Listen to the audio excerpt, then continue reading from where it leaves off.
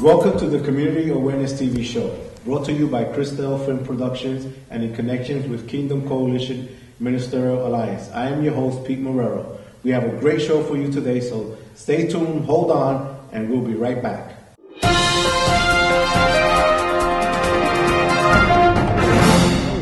You are watching the Community Awareness Show.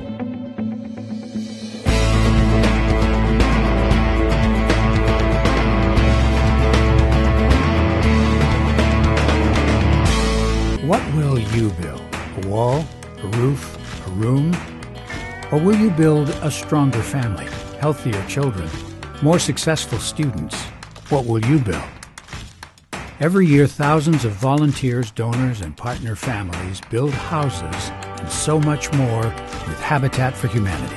They build hope in your community and a brighter future around the world. So what will you build? Find out at habitat.org and help build it.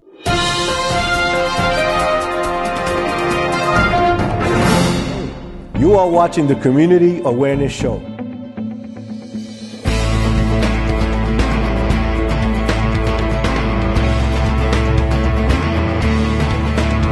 Welcome back to the Community Awareness TV show. We have a great show with you today, and we have a special guest, Miss Michelle from the Southwest Florida Children's Network. Welcome, and it's a pleasure to have you here on our show. It's good to be here. Ms. Michelle, before we get into talking about the organization and the great work that it does for our community and families, I want you to introduce yourself to our viewers and let me know a little bit about you, your name, where you're from, where you're going, where you've been. And again, and our show is about having fun. Okay. So, let me know a little bit about yourself. Okay, well, thank you for having me as a guest today on the show. I'm Michelle Farquhason. I'm the Quality Management Director with the Children's Network of Southwest Florida, and I've been a resident of the Southwest Florida community for almost 20 years.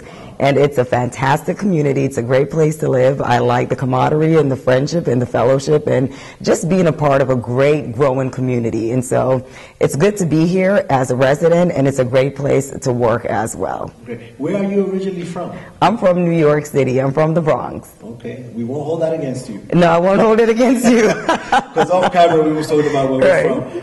Let us know what Children's Network is doing right now, what it has done, and where it's going. Okay, so the Children's Network of Southwest Florida is the local child welfare agency that provides the services for children who unfortunately aren't able to continue living in their home environment in a safe manner.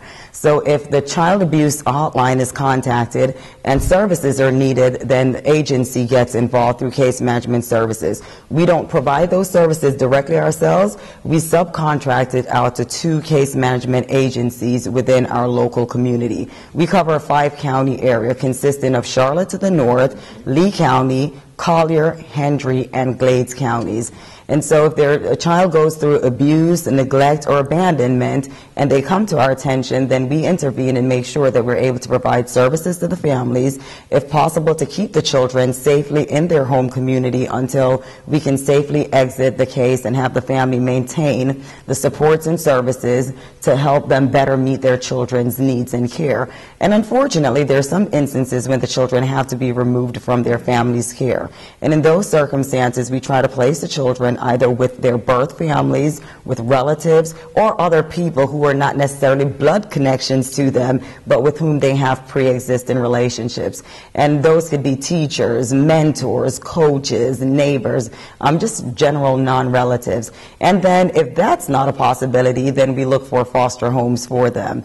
Our objective is always to return children back to their birth families when it's safe to do so. But in the event that we're not capable of doing that, then and the case moves on and the parental rights get terminated, then we pursue adoption for those children. And in most instances, it's a caregiver who presently has a child who moves forward with the adoption process. And every once in a while, that family may not choose to adopt, but it's our hope that they will continue to work with us to find a permanent adoptive family for our children. Great. I'm glad to hear that. Now, is it basically, does a child have to come from an abusive situation in order for Children's Network to help them? Most of the children do enter the system through that manner. All of the children that we interact with do come through the Florida Abuse Hotline, where a call has been made from someone in the community, and then an investigation is completed, then the cases get referred over to us. But we do offer some supports to families if there's a need, and we don't want, obviously, for every child to have to go through the entire system of care, so we do some preventative services as well. I was formerly a foster parent with the Mentor Agency. I want you to tell our viewers how they can get involved, and also how can they become foster parents. Excellent. There are multiple opportunities for families in our community to be involved within our child welfare system. We're looking for families who are able to adopt children, so they'll become their legal, permanent adoptive family for the course of that child's life. As well, we're looking for foster families, and those are families who are willing to work with us and the birth families to return the children back to their birth family's home. And our foster families, we expect them to be role models and mentors and be really involved with the birth parents so that they can learn the skills that they need to safely take care of their children. And then there are other opportunities as well to become a mentor, wherein we'll have that person go through the mentoring classes, get the background screenings that they need, and they can work alongside the families once the children have been reunified to provide them additional level of support. And information is posted on our website at www.childnetsouthwestflorida.org. That's CHILDNETSWFL.org, or you may contact our agency at 1-859-33-KIDS, KIDS. Great, great. Also, what other agencies does the Children's Network work with as far as a unity? Do you work with the police, the sheriff, churches? Absolutely. So we have a network, if you will. It's a service array that we deal with. And we're a subcontracted agency through the Department of Children and Families, which is our major funding agency. And through that, then we develop a network of service providers. So we have 2 case management organizations in our local community, and those are Lutheran Services Florida. They provide case management services to families and children in Charlotte and Lee County. And then to the south of us, we have Providence Human Services, and they provide comparable services to Collier, Hendry, and Glades. And then we have a host of other service providers who provide specific functioning, whether it's services for children in independent living or for young adults who have formerly aged out of the foster care system. We work very closely with our substance abuse, mental health, domestic violence providers, just a complete array of service. Everything that you could imagine that a family would need in social services, we work with them either through direct contract or indirectly through referral and servicing. As you speak, you say with a great smile, great passion. Personally, I want to know what motivates you to be part of this. I want, at the end of my life, I'm able to look back and say I have made the difference in at least one person's life and have contributed my time, my talent, and my resources to making them a better person and to giving them better opportunities. And so I look forward to coming to work every day because it's a ministry for me. That's good. Was there someone specific or something happened that drove you to that? I mean, I know it just didn't happen overnight. Well, you know, in my life, I've been very fortunate throughout every important benchmark, if you will, that I've looked back. There's always been someone there that's been cheering me on or pushing me on or has opened a door for me or said to me that, Michelle, you can do this, and allowed me to dream big and to imagine the impossible. And so that's what I want to have. And when you think of it, these, our children, have experienced things that really no child should.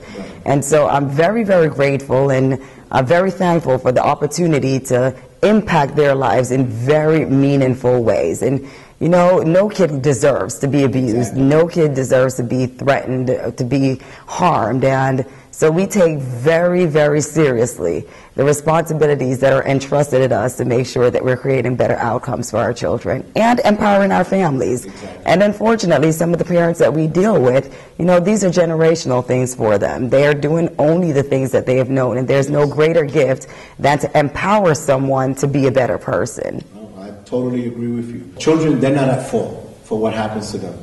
And we want to empower them through our education.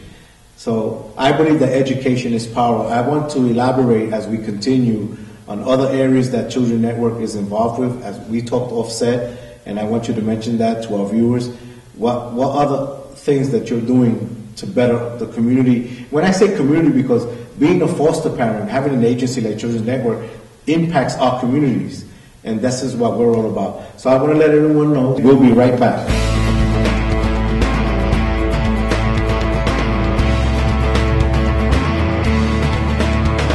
We would like to extend an open invitation to the community leaders. As we emphasized in the beginning of the show, we are about empowering unity, because in unity there is strength. In culture, community, and churches, we would like to extend an invitation to our local ministers, to our politicians, those that are making a positive change in our surroundings. We welcome you to come and be part of this TV show. We want to interview you. We want to speak to you. We want to ask you the questions that no one else dares to ask. We want to know what you're doing for your community, for your neighborhood, for your homes. So once again, we extend an open invitation for those that are in education, such as teachers, those that are in the police department, in the sheriff's department. We welcome you. We want you to come to our show. We want to ask you questions. We want to speak to you. So come be a part of the Community Awareness Show, because in unity, there is strength. What will you build? A wall? A roof? A room? Or will you build a stronger family, healthier children, more successful students? What will you build? Every year, thousands of volunteers, donors, and partner families build houses and so much more with Habitat for Humanity. They build hope in your community and a brighter future around the world. So what will you build? Find out at habitat.org and help build it. We are the last best hope for many of Florida's children and families. Because we are the last best hope, we must act with a sense of urgency each and every day. The department's mission is to protect vulnerable Floridians, especially in their darkest hours, and connect them with services and resources to help get them back on their feet. Being called to serve in this way is an honor and a sacred responsibility. Many of our team members have dedicated their entire careers to this department and are experts in their field. We help individuals and families overcome substance abuse, mental illness, domestic violence, homelessness, abuse, neglect, human trafficking, and we help others achieve economic self-sufficiency. Our mission is simple, but the problems we encounter are complex. This is not a job any person or agency can do alone. The best solutions and resources will always come from communities. We must also serve as leaders in our communities and help build the partnerships that can help us improve and save lives every day.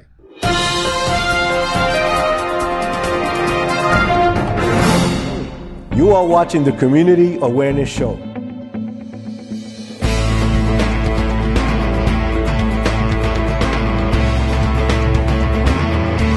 Welcome back to the Community Awareness TV show.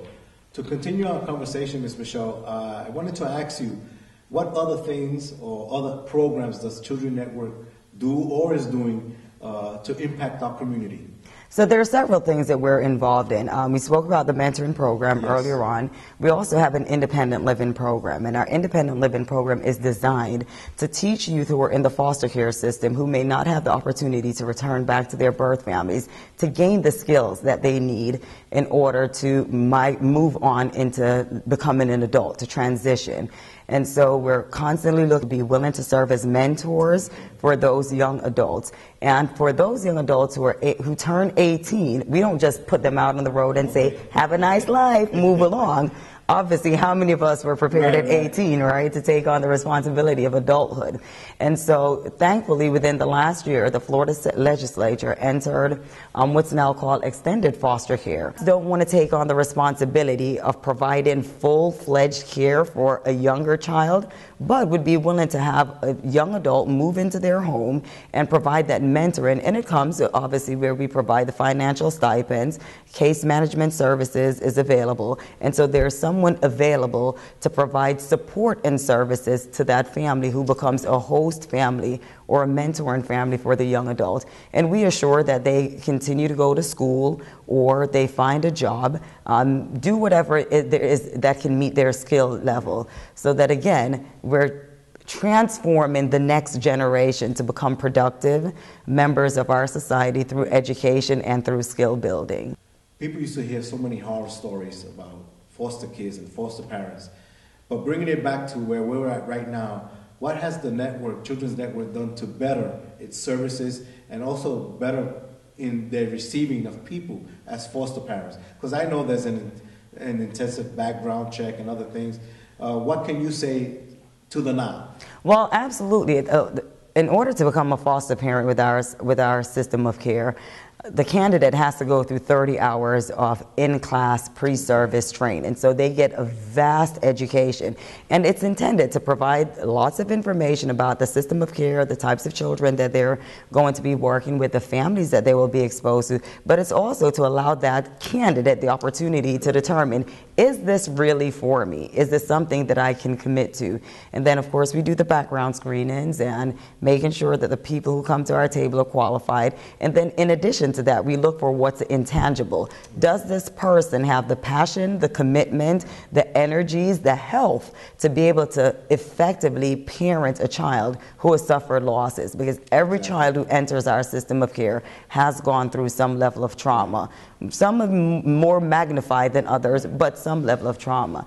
And so thankfully now what we're looking for, it's not just someone to take care of a child, but it's for someone who is willing to work in conjunction with the parent to help the parents acquire the skills that they need, someone who is willing to be a parent to a child who is going through some difficulties and help them to minimize the losses that they've experienced while they can, get the benefits from being brought out of an unsafe environment into a safer one. I would like you to elaborate, because a lot of people think, and this is the word sometimes that I hear, well, I'm going to be a foster parent because I'm going to make a lot of money.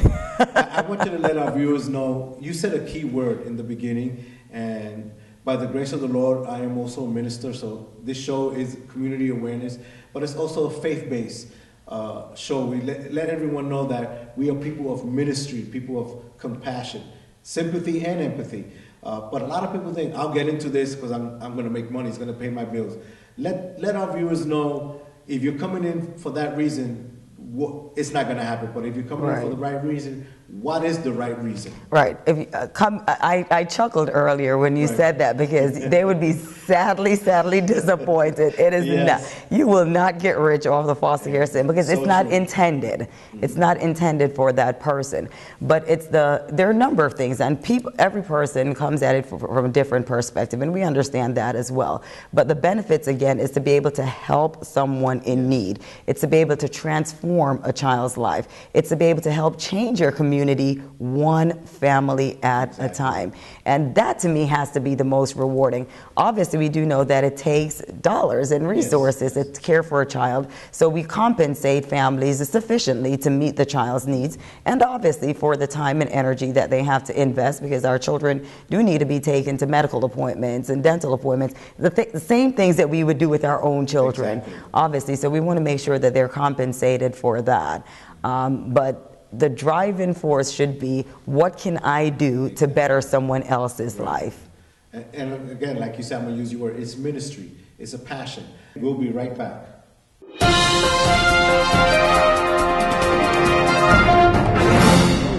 You are watching the Community Awareness Show.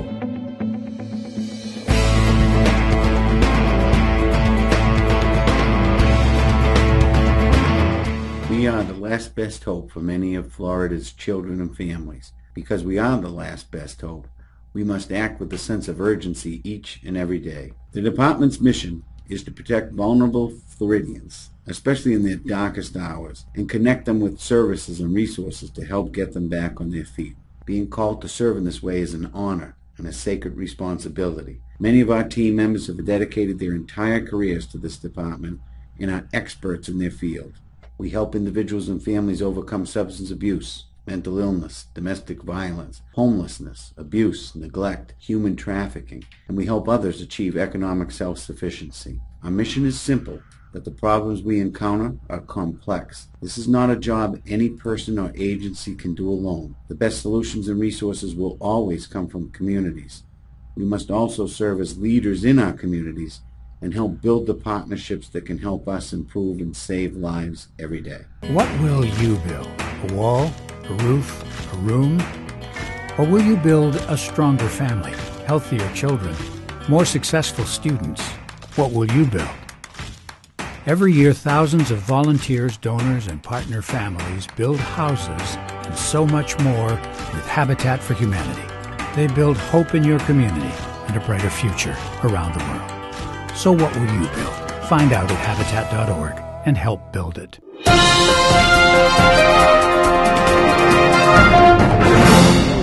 You are watching the Community Awareness Show.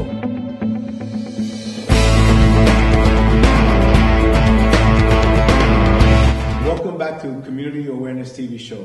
We have a great show with you today, and we have a special guest, Miss Michelle. I see in you, you're so dedicated and so passionate in what you're doing. I want you to take that passion and that dedication that you have and let our viewers know what they can do once again if someone wants to become a foster parent. If there's a young child out there that maybe just be watching by chance on some television and they're experiencing problems, who they can call, where they can go, and let them know on a personal level what you want them to know. Give our audience a message. Thank you again for the opportunity. Currently, there are 52 children within our local Southwest Florida community who are awaiting an adoptive family. And these are children whose parental rights have been terminated, so they're legally freed, and they just want the opportunity to grow up in a home where they feel loved, they feel secured, they have parents who are committed to them, and parents who care for them so that their dreams and their aspirations can become a reality.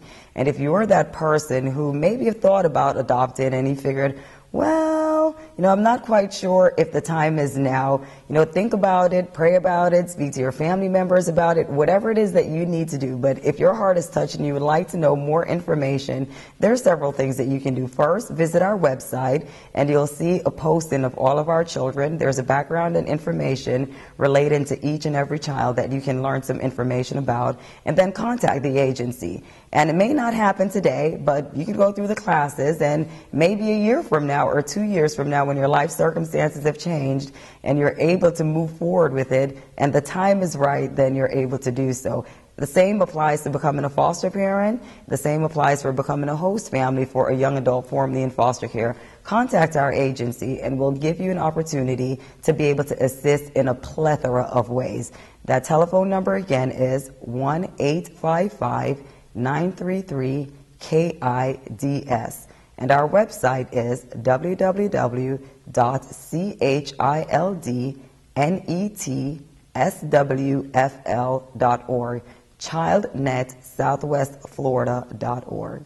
I'm always concerned for our churches and our community of believers to receive vital information of what's happening outside the four walls of the church. Does Children Network have people that will, if I was to invite you to my church, and maybe I'm not going to say, come, Miss Michelle, preach us a message, but come and speak to us, educate us.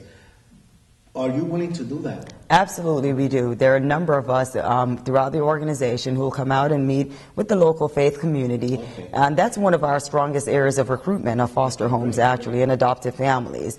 Because we know there's also within the church community the belief that what we do for the least of these, we do as unto God as well. And we understand the entire ministry of Jesus Christ himself, not being born of Joseph, but being adopted by Joseph into the family. So we really believe in the Christian community and what it brings. I think oftentimes that the community isn't aware of the need that is out there. And so if anyone is a member of a church and your heart is touched with this message that we're bringing forth today, you can reach out to us and we'll bring forth the opportunity. And we partner with churches to provide either classes to members of their local community, member of their local congregations, and just ways. We do the holiday drives. So a lot of times we get donations during the Christmas holidays, back to school drives where we get donation. During the month of October, we do a Prevent Child Abuse Walkathon, and we get usually 700 to 800 walkers participating in that event. So there's always an opportunity for us to give back to our community. Okay, great. I want you to stress across also, let our viewers know there is no discrimination when it comes to children or genders. We know that as believers, we have our principles, our morals, and the way we believe. But I want to let them know that it doesn't matter who you are or what situation you're in, that Children's Network will never turn anyone away. Absolutely. I mean, abuse and neglect knows no race, knows no economic boundaries, knows no gender boundaries. And so the interventions must also know no race, economic, gender, or other boundaries as well. So as long as people are able to, again, deliver quality interventions in service to our children and our families, we welcome all. Great, great. And I'm sure, do you go into the schools? Do the schools invite Children's Network to bring some kind of educational programs? Occasionally we get that opportunity, but definitely the schools are one of our partners, and they have all been trained because they're mandatory reporters. If they see something, that they're required by law to contact the child abuse hotlines. So we do have the opportunity to share information back and forth, and obviously our kids are in schools. You know, our kids aren't special per se, where they're isolated. So we interface with the schools on a daily basis through the either with the agency, we attend meetings that they have, or the foster parents themselves attend, and the caregivers attend whatever conferences, parent-teachers meetings, parent association meetings. So that's the way that we work in tandem with them. We spoke about children being abused. Now, how about children that, let's say, are mentally challenged, have Down syndrome? Are those kids in Children's Network, and is there a different teaching or training for people that want to help children like that? Absolutely. If a child comes in, again, once a child comes in through the referral process from after going through the investigative process, then if a child has a special needs, our services are tailor-made to meet the child's needs. So children with medical complexities, then they're placed in homes with parents who are trained to meet their medical needs. Great, great. Well, Ms. Michelle, I'm having a great time here with you. Again, what's impacting me is your dedication and your passion and a great smile that you have. You have a smile for TV. So thank you very much, Ms. Michelle. It's been a pleasure having you here and your organization, Children's Network, and in the great work that they do. Thank you for the opportunity. Thank you. So thank you once again. This has been the Community Awareness TV show. We look forward to seeing you once again.